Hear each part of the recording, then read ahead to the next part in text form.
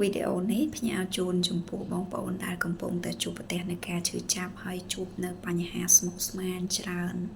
នៅក្នុងជីវិតដែលគាត់ពិបាកនឹងរកច្រកចេញណាដោយសារតែមួយរយៈក្រោយនេះខ្ញុំឃើញមានការផុសចែករំលែកច្រើនមែនតើពិសេស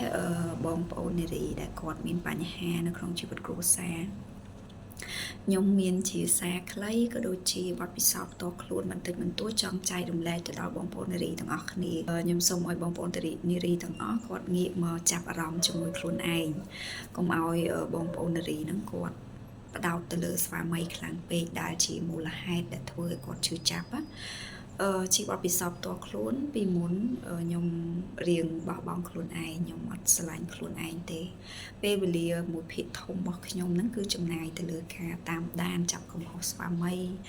ឬក៏ផ្ដោតទៅលើរឿងដែលយើងអត់អាចគ្រប់គ្រងបានខ្លាំងពេកទៅវាតែងតែនាំមកនៅការឈឺចាប់ដល់យើងខ្លួនឯងខ្ញុំយល់ពីទំហំនៃការឈឺចាប់របស់បងប្អូននៅពេលដែលខ្ញុំឃើញ status ដែលគាត់ទៅសេរីបរាប់ពីព្រោះអីខ្ញុំធ្លាប់ឆ្លងកាត់នៅអារម្មណ៍ទាំងអស់ហ្នឹងប៉ុន្តែជាសំណាងខ្ញុំបានជួបនៅសភៅល្អ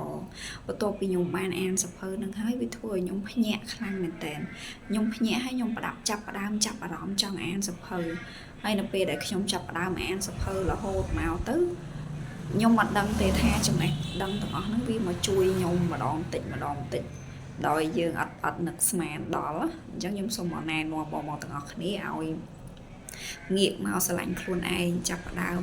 អភិវឌ្ឍខ្លួនឯងតាមរយៈការអានសភៅ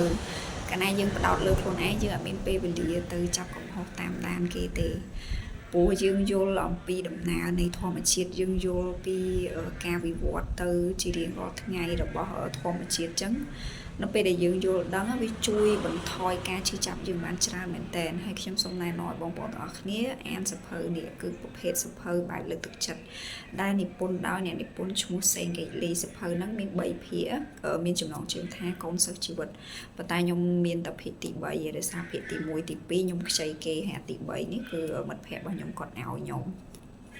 ហើយសភៅមួយទៀតដែលខ្ញុំចង់ណែនាំឲ្យអ្នកទាំងអស់គ្នាអានដែរគឺសភៅសិល្បៈចងមិត្តបន្ទន់ចិត្តអ្នកដទៃសភៅនេះសំខាន់បងប្អូនសំខាន់ចំពោះទំនាក់ទំនងមិនថាដៃគូជីវិតមិនថាចំពោះការអប់រំទូមានកូនឬការប្រស្រ័យទាក់ទងជាមួយអ្នកដទៃទេវាជួយយើងបានច្រើនមែនតើអញ្ចឹងខ្ញុំសង្ឃឹមថាវីដេអូនេះនឹងអាចជួយដាស់តឿនឲ្យបងប្អូនចាប់អារម្មណ៍ជាមួយខ្លួនឯងងាកមកស្រឡាញ់ខ្លួនឯងតាមរយៈការអភិវឌ្ឍខ្លួនឯងដូចជាការចាប់ផ្ដើមអានសភៅអញ្ចឹងនេះគឺជាក្តីសុខដែលខ្ញុំរកឃើញចេញពីការអានសភៅខ្ញុំសង្ឃឹមថាបងប្អូនទាំងអស់គ្នាអាចទទួលបានក្តីសុខនេះដូចជាខ្ញុំអញ្ចឹង